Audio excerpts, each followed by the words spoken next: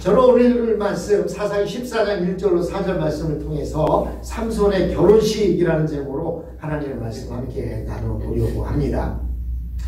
이제 삼손의 엄마 아버지의 이야기는 끝이 나고 이제 삼손의 이야기로 이렇게 이야기가 시작되고 있는데, 첫 번째 이야기 내용이 바로 삼손의 결혼식입니다. 여러분, 한국이 일본에 의해서 한일 합방을 당하고 36년 동안이나 일본에 의해서 학살을 당하고 모진 고통을 경험했습니다. 그런데 1910년에 한일 합방이 된 뒤에 9년이 지난 1919년에 유관순을 비롯하여서 많은 젊은 청년들과 소녀들 그리고 종교 지도자들 33인이 독립선언문을 만들고 1919년 3월 1일 장이선 장터에서 독립만세를 부르자고 이렇게 계획을 세웠습니다. 근데 이 계획을 세울 때 알게 세웠겠어요? 모르게 세웠겠어요? 일본 사람이 알지 못하도록 그냥 정규직으로 이 사람 저 사람 이 사람 저 사람 뜻을 같이 하는 사람들을 모으고 전단지를 만들고, 그런 뒤에 3월 1일 유관순 누나는 저 병천 장터에서, 천안 바로 옆에 있는 병천 장터에서 장이 섰을 때 그 전단지를 돌리면서 독립만세를 외쳤습니다. 왜 드러내지 못하고 그랬을까요? 일본 순사들의 그 총과 칼이 무서웠기 때문에 그들은 조용히 숨을 죽이고 숨어 있다가 결국 독립만세를 불렀습니다. 그리고 나서도 26년이라는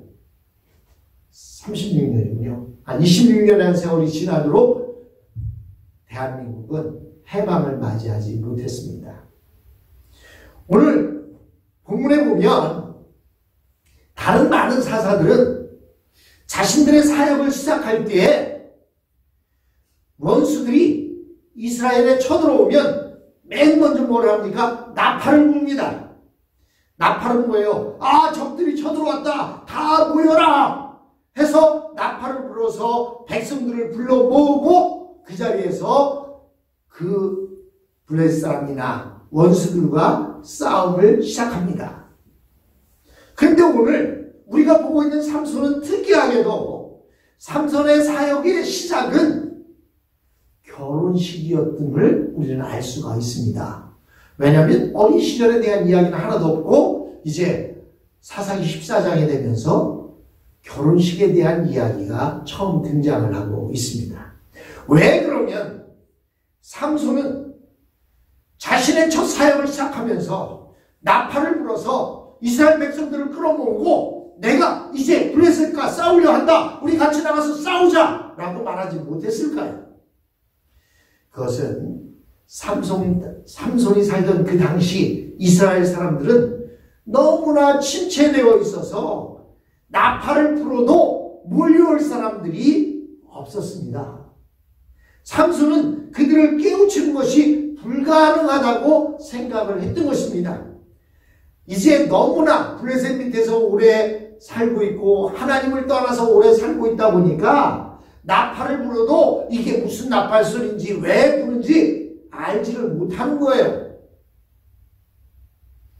그래서 호랑이를 잡으려면 어디로 가야 된다고요? 호랑이 굴에 들어가야 하는 것처럼 자신이 직접 블레셋 사람들과 부딪혀서 그들을 치고자 했던 것입니다. 삼손은 백성들을 모아서 그들과 같이 나아간 것이 아닙니다. 기도원 때는 없어도 300명이라는 기도원 용사들이 함께 나아갔었는데 삼손에게는 함께 나갈 용사들이나 이스라엘 사람들이 아무도 없었다는 거예요. 그렇다고 해서 그의 사역을 안 할 수는 없고, 그래서 그가 시작한 사역은 뭐냐면 저 블레셋 땅에 들어가서 그들을 치는 일이었습니다. 삼손의 이 결혼식은 이런 의도로 마련된 일종의 위장 결혼식이었습니다. 그러니까 이 결혼식은 이스라엘 백성들이 블레셋과 처음 싸움을 시작하는 그 3월 1일 날 독립선언서를 외친 것처럼 이런 독립선언과도 같은 것이었습니다. 그러나 이 중요한 결혼 작전은 성공하지 못합니다. 여러분, 다른 사람들은요, 삼손의 결혼식이 위장 결혼식이라는 사실을 아무도 알지 못했습니다. 블레셋 사람들은 이스라엘 백성들이 자기 족속과 혼인하는 일을 적극적으로 권장을 하고 있었습니다. 왜냐하면 피가 섞이면 사돈관계가 되고 가족관계가 되면 서로 싸울 일이 없어지기 때문에 블레셋 사람들은 이스라엘 사람들과 블레셋 사람들이 결혼하도록 적극 권장을 했습니다. 이런 결혼을 통해서 이스라엘 백성들이 영구적으로 블레셋 사람이 된다고 블레셋 사람들은 믿었기 때문입니다. 그래서 삼손은 이스라엘의 남자와 블레셋 여자의 결혼식에 블레셋 사람들이 아무 의심 없이 참가한 틈을 타서 일을 벌이려고 생각했던 것입니다. 그런데 문제는 삼손의 태도에 있었습니다. 삼손은 항상 자신의 목적에 초지일관하지 못했습니다. 초점을 맞추지 못했어요. 그는 블레셋 사람들을 공경에 빠뜨리기 위해 수수께끼를 내놓고서는 울며 매달리는 아내에게 답을 누설함으로써 소기의 목적을 달성하지 못했습니다. 수수께끼 내용은 다음 시간에 우리가 살펴보려고 합니다. 삼손의 성장기에 이스라엘은 이미 블레셋의 완전한 속국이 되어 있었습니다. 여기에 두 권사님들은 일제시대를 지나왔겠지만 그 시대의 학교에 가면 어떻게 했어요? 일본어를 가르치고 한국말을 가르치지 않던 시대가 있었습니다. 일본말로 노래를 부르고 일본어를 사용하는 선생들이 와서 학생들을 가르치는 그런 시간들이 있었습니다. 왜 그랬을까요? 한국어를 다 잃어버리게 만드는 거예요. 그래서 언어를 잃어버리면 주체성을 잃어버리게 되어 있어요. 정체성을 잃어버리게 되어 있습니다. 블레셋도 마찬가지로 이스라엘을 오랫동안 속국으로 두면서 블레셋은 이스라엘을 자기네 나라화했던 것입니다. 사실 그 당시 블레셋은 너무나도 강한 나라였기 때문에 이스라엘 사람들은 감히 독립을 생각하지도 못한 채 철저한 굴종의 삶을 살고 있었습니다. 그렇다면 오늘날 블레셋 사람들은 어떨까요? 여전히 오늘날에도 이스라엘 옆에 가자 지구라고 하는 곳에 블레셋 사람들이 살고 있어요. 이스라엘과 팔레스타인인들이 요즘도 계속 분쟁을 일으키고 있지 않습니까? 그 팔레스타인인들이 누구냐면 바로 블레셋 족속의 후손들이에요. 그들이 사는 곳이 바로 지중해 바닷가에 가자 지구라는 곳에 살고 있는데 오늘날에도 여전히 그곳에 살면서 이스라엘과 서로 국경선을 맞대고 으르렁거리며 살고 있습니다. 그런데 지금은 오히려 이스라엘이 힘이 더 세진 상황이지만 그때 당시에는 이스라엘은 기도 피지 못하는 그런 상태 속에 있었습니다. 근데 오늘 본문에 보니까 어느 정도로 장성한 이 삼손은 결혼 문제로 인해서 부모와 갈등을 일으키는 것을 볼 수가 있습니다. 사실 오늘날에도 만 18세나 20세가 지나가면 결혼하는 것을 부모가 막을 수 없다고 합니다. 그러나 어때요? 부모가 원치 않는 여자를 데리고 오면 부모들은 말리지 않습니다. 왜 그럴까요? 네 인생 평생 후회한다. 부모 말 들어 라고 말하지만 듣지 않는 사람이 얼마나 많습니까? 삼손이 아마 그런 부류의 사람이 아니었나 생각합니다. 여러분, 딥나에 가서 결혼식을 한다고 했는데 이 딥나라는 곳은 블레셋 땅입니다. 삼손은 그 땅에 갔다가 한 여인을 알게 되었고 그 여인의 모습에 반한 나머지 집에 돌아와서 그 딥나에 있는 여인과 결혼을 하겠다고 부모에게 말합니다. 그러나 그 부모들은 어떤 사람들이었어요? 그 부모들은요, 자식이 없었음에도 불구하고 어떻게 했나요? 세상의 방법을 통해서 첩을이나 첩을 둬서 이렇게 그 자식을 낳으려고 생각지도 않았고요. 또 블레셋에 있는 사람들이나 또는 무슨 양자를 들여서 자식을 가지려고 하지도 않았습니다. 그런데 그랬던 그들이 볼 때에 이 삼손의 모습은 얼마나 불량한 모습입니까? 경건한 삼손의 부모들이 삼손을 볼 때는 너무나 불량한 모습이었고 너무나 안타까운 모습이었습니다. 어떻게 할례받지도 않은 여인과 결혼을 하겠다는 말이냐. 우리 집안 사람들과 결혼을 하든지 이 지역에 살고 있는 이스라엘 사람들하고 결혼을 해라 라고 말했지만 삼손은 그 부모의 말을 딱 잘라 거절했습니다. 여러분, 한국에도 보면 편법으로 어떤 일을 하려고 하는 사람들이 있습니다. 특별히 오늘날에는 좀 적어졌는데요. 옛날에는 임신을 하면 돈 많은 사람들이 미국으로 여행을 와요. 그리고는 미국에서 애를 낳는 거예요. 왜 그럴까요? 그러면 그 아이는 미국에서 태어났기 때문에 미국은 어때요? 미국 영토 안에서 태어난 사람에게는 모두 다 미국의 시민권을 줍니다.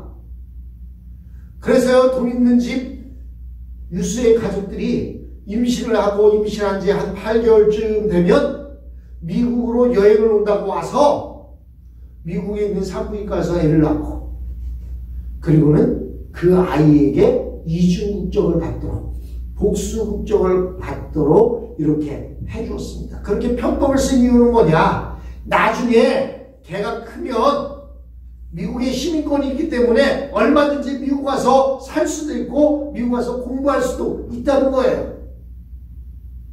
그런 편법을 쓰는 사람들이 많이 있었습니다. 그런데 삼손의 부모들은 그런 편법을 쓰는 사람들이 아니었다는 것입니다. 삼손 당시 이스라엘에는 아내를 여러 두어 자식을 많이 낳는 것과 그 자식들을 모두 이방 남자나 이방 여자들과 결혼시키는 것을 자랑하는 시대였습니다. 그들에게는 하나님의 나라라는 개념이 아예 없었습니다. 그러나 삼손의 부모는 그런 유행을 따르지 않았습니다. 고집스럽게 그 유행을 따르지 않고 어떠했습니까? 끝까지 아기를 못 낳으면 못 낳으리라는 마음가짐으로 그들은 살아갔던 것입니다. 그런 부모가 볼 때 자식이 얼마나 안타까웠겠습니까? 그래서 할례받지 않는 이방인과 결혼하는 것을 반대합니다. 그러나 결국에는 이들도 이 결혼에 동의하고 그 준비를 위해 딥나에 여러 차례 왔다 갔다 하기에 이르렀을 것입니다. 아마도 삼손이 이들을 설득할 수 있었던 것은 바로 우겼기 때문이 아닐까 생각합니다. 여러분, 느지막하게 태어난 하나밖에 없는 아들이 울고불고 떼쓰고 우기면 자식일 부모가 있겠습니까? 아마도 이 부모들은 물론 사전에 보면 하나님의 뜻이 있었다라고 말하지만 그 부모들은 하나님의 뜻을 알지 못했고 삼손도 그런 뜻이 있었는지 제대로 알지 못했던 것 같아요. 하나님이 미리 그러한 계획을 준비시켜서 놓았던 것이기 때문에 그래서 반대했지만 그 하나밖에 없는 아들, 외동아들이 울고불고 뗐으니까 어쩔 수 없이 결혼을 승낙한 것 같습니다. 중요한 것은, 그러나 여기서 중요한 것은 성경의 평가입니다. 4절에 보니까 성경에서는 이 결혼식에 대해서 이렇게 평가하고 있습니다. 이때 블레셋 사람들이 이스라엘을 관할한 고로 삼손이 틈을 타서 블레셋 사람을 치려 함이었으나 부모는 이 일이 여호와께로서 나온 것인 줄을 알지 못하였더라. 이 일이 뭐예요? 삼손이 딥나에 사는 블레셋 사람 여인과 결혼하려고 하는 이 일이 여호와께로 나온 것인지를 알지 못하였다. 즉 성경에서는 삼손이 블레셋 여인과 결혼하는 것이 하나님의 계획이었다라고 하는 것을 말씀하고 있습니다. 삼손이 블레셋 여자와 결혼하려고 한 것은 자기 욕심이나 당시 유행 때문이 아니었다는 거예요. 그 당시 이스라엘은 블레셋의 완전한 속국이 되어서 스스로의 힘으로는 도저히 일어설 수 없는 그런 상태였습니다. 또 삼손에게는 기드온처럼 끝까지 마음을 합해서 함께 싸울 300명의 용사도 없었습니다. 아마 그가 나팔을 불려고 했다면 이스라엘 사람들이 먼저 그를 잡아 블레셋 사람들에게 넘겨버렸을 것입니다. 여기 역적이 있습니다라고 잡아서 넘겼을지 몰라요.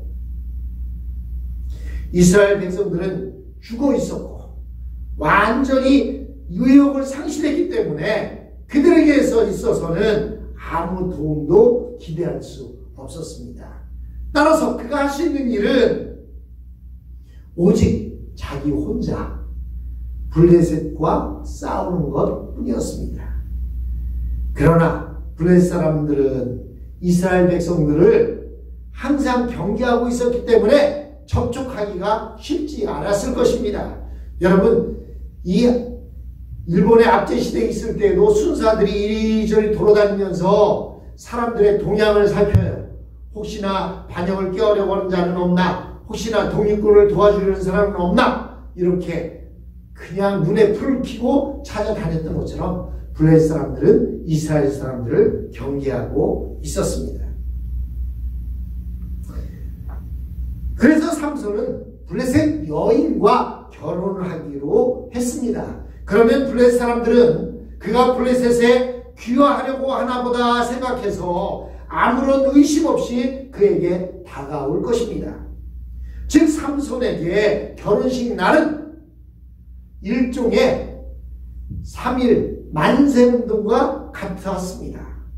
그는 혼자의 힘으로라도 블레셋에 어느 정도의 타격을 가함으로써 이스라엘 백성들이 블레셋의 속국이 아니라는 사실을 여러 사람 앞에 드러내기를 원했습니다.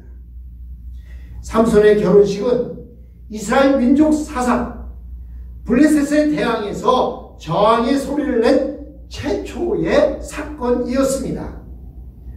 이 일 후에 블레셋과의 여러 번의 전투들이 있었는데 그 중에 한 번은 사무엘 시대에 블레셋과 싸워서 크게 승리했지만 사울 시대에는 오히려 길보아 산에서 사울 집안의 3부자가 모두 전사하는 그런 참패를 겪었습니다.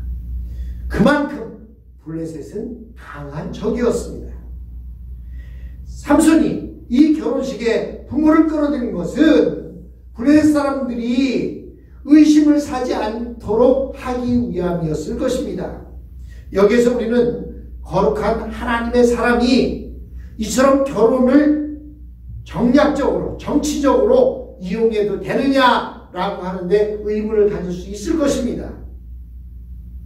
그러나 여러분, 사사 에웃은 방심하고 있는 에글론 왕에게 테러를 가해서 그를 칼로 죽였던 사건을 우리가 볼 수가 있습니다. 이런 것을 보면 성경적으로 옳으냐라는 데 있어서 하나님의 뜻은 늘 옳다라는 것을 알 수가 있습니다. 여러분, 삼손이 생각한 것은 자신의 결혼을 통해서 우리는 블레셋이 싫다. 우리는 블레셋의 속국이 아니라 하나님의 백성이다. 아무리 오랜 시간이 걸리고 희생이 있다 하더라도 반드시 하나님 나라는 되찾고야 말겠다라는 그 첫 소리를 지르고 싶었던 것입니다. 지금까지는 이스라엘 백성들이 블레셋이 싫다는 말을 한 사람도 한 적이 없었습니다. 그만큼 블레셋이 강했기 때문입니다. 그러나 삼손은 블레셋이 좋아서 이렇게 속국으로 살고 있는 것이 아니라는 것 뿐만 아니라 자신은 어떤 대가를 지불하더라도 하나님 나라를 회복하겠다라고 하는 것을 선언하고자 했던 것입니다. 삼손의 결혼식은 3.1운동의 만세운동과 같은 것이었습니다. 하나님의 백성에게 분명한 의사 표시보다 더 중요한 것은 없습니다. 죄를 죄라고 하는 것, 싫은 것을 싫다고 하는 것이 무엇보다 중요합니다.